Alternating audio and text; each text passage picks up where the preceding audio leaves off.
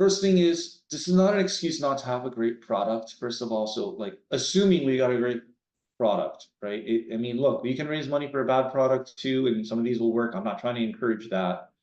But what I would say is how you get set up to that meeting will yield very good results, right? So a really strong, solid introduction to a very qualified investor and you doing your research on that investor, I think is very powerful. Part of the reason why I'm here with FounderSuite, I'm just such a big advocate, like it's such a good tool for that. So getting getting set up to that meeting really sets the tone, like a high value, good introduction.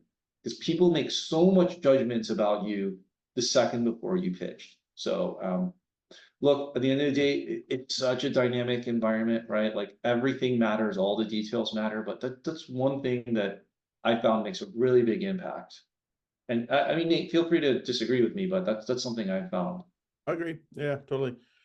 I could tell stories. I had a couple intro connectors. I call them my connectors. A couple of my connectors during our fundraise that were that had sold their companies and made people money. And the introductions those people made for me, I got a response within like 6 seconds of the introduction we made, right? It was like such a high potential introduction because of who had been making those introductions. And I only had a couple of those, but they were super, super valuable.